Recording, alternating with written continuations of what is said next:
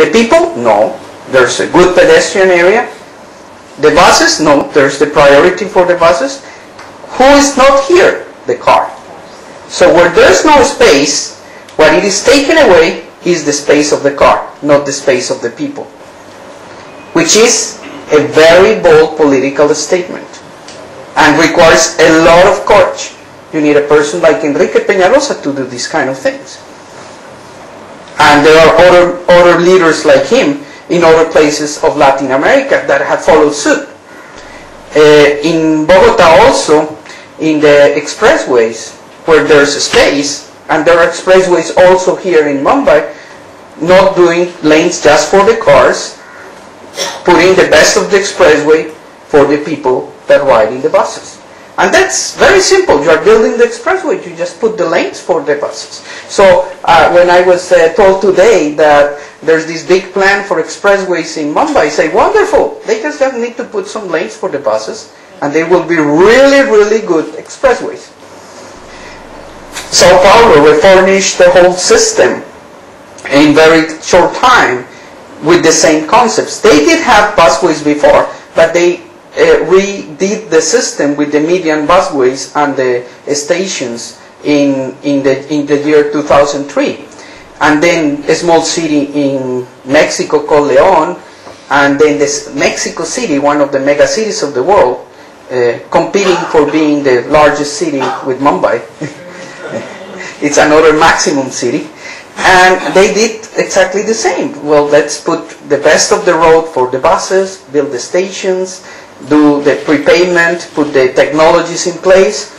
A small city in Colombia called Pereira that didn't have much space and did it.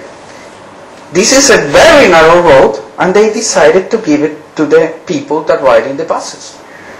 Protest of shop owners? Yes. The minority of people protesting against the need of the majority.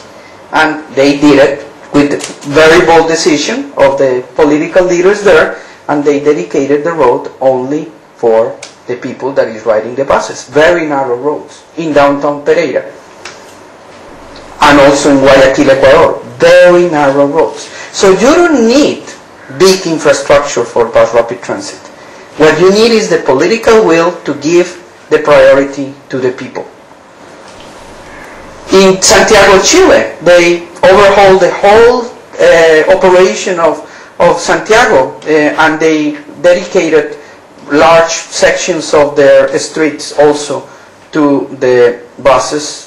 And then in Guadalajara, Mexico, recently, just last year, they put one of the most beautiful BRTs in the world that is moving up more than 120,000 passengers per day, and was completed in just 2 years. So that shows that it is possible.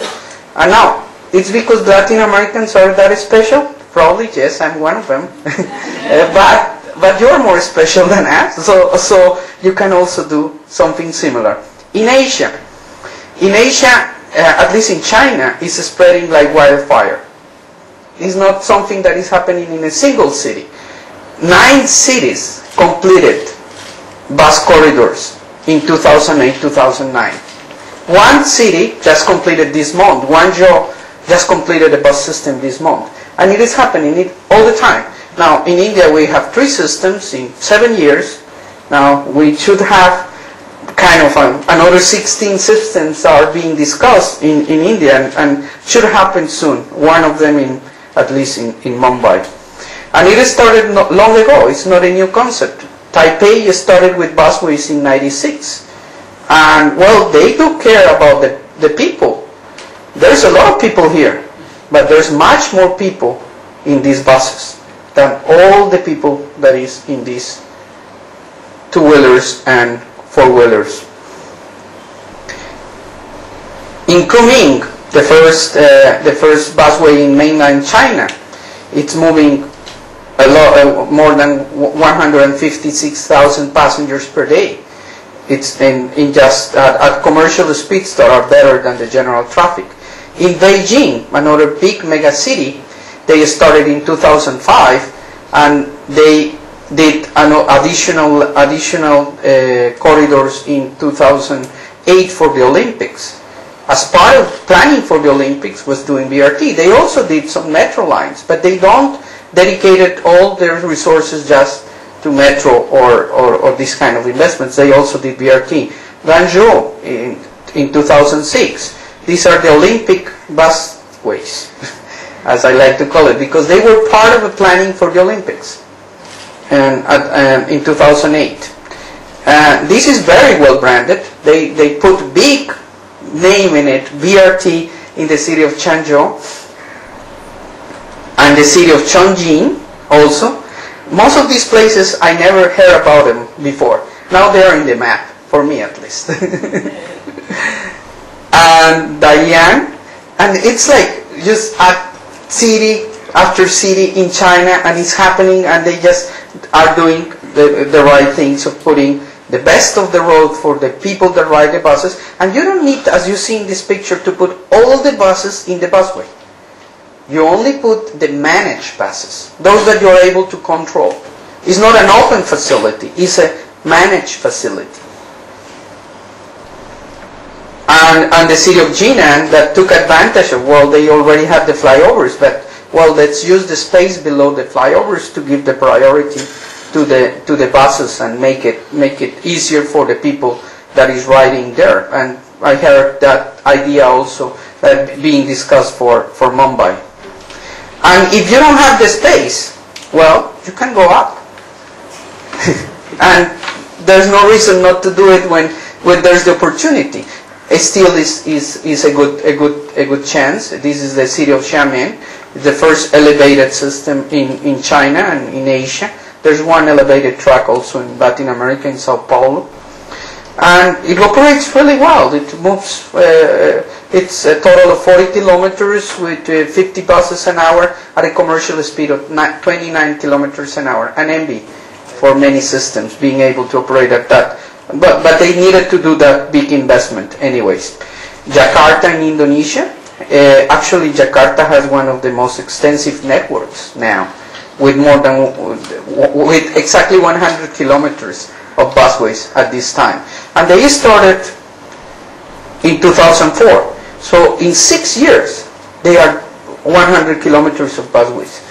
What is behind it? Political will and some good planning behind the system. And then India, well, we started in Pune with the first busways. And this picture shows what is the difference between all the others that I have shown and the one that we had in Pune in 2006. And it has some issues. It couldn't be much better than it has. And there's lessons to learn from this experience, as there are lessons to learn from the Delhi corridor that has improved a lot the mobility for the people that rides in buses and rides in bicycles there, but has been really problematic from the media perspective. They had only highlighted the problems for the motor vehicles, while the improvements for the common man, for the common woman, had not been fully understood, fully realized.